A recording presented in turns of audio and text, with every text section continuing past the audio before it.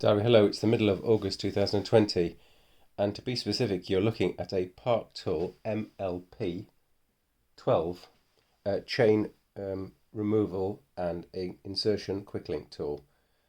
And today's talk is all about infrastructure and the changing role of infrastructure in my life, and I suspect most enthusiasts and engineers' lives.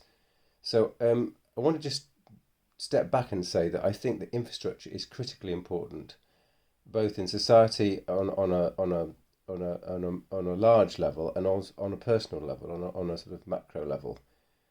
Um, and in terms of our lives, I think that I've for so long liked to have either the infrastructure to do something or a backup in case something goes wrong. That's kind of one of the outstanding mantras I've had throughout my entire life. And that relates, in a way, to what you're seeing in front of you. And that's the chain quick link extraction and insertion tool.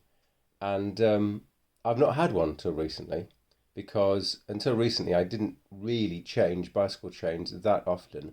But I've decided in the future to step up my game with the extra cycling and more kind of scheduled maintenance I'm going to be doing.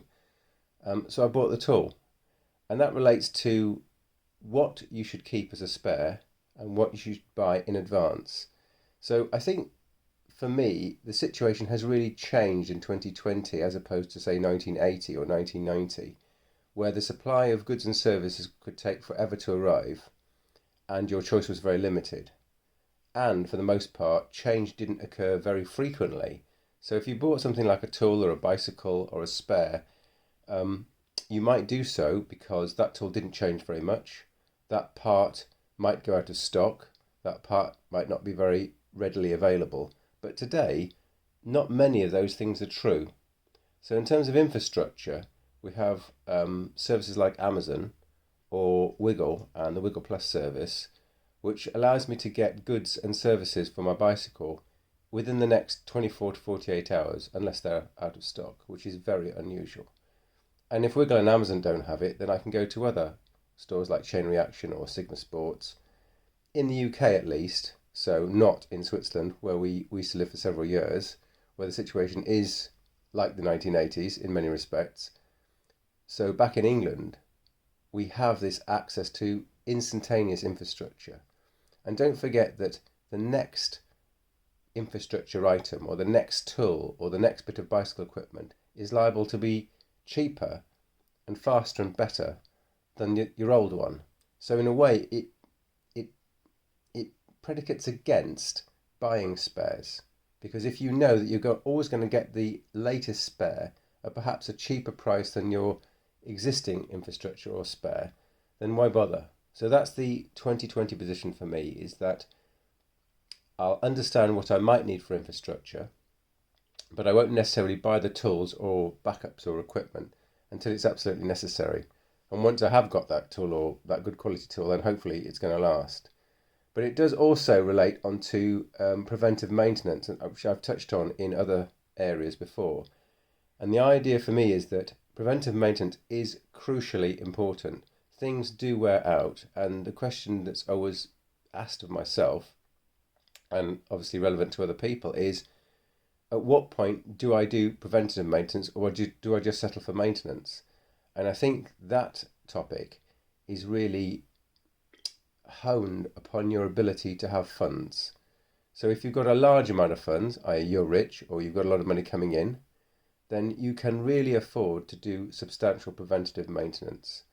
And if you're not working or if you're unemployed, or if you're retired, you may be on severely reduced funds. So as another example, I've recently tried to upgrade my helmet. There's a bit of a story which I'll cover in another video, but we have basically two new helmets now.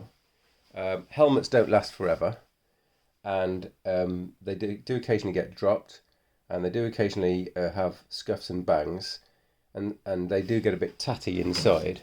So I always think, well, helmet's a very good example of something that might look pretty good. I can probably keep it for a number of years, but eventually, even if I haven't had an accident, I might want to replace that helmet.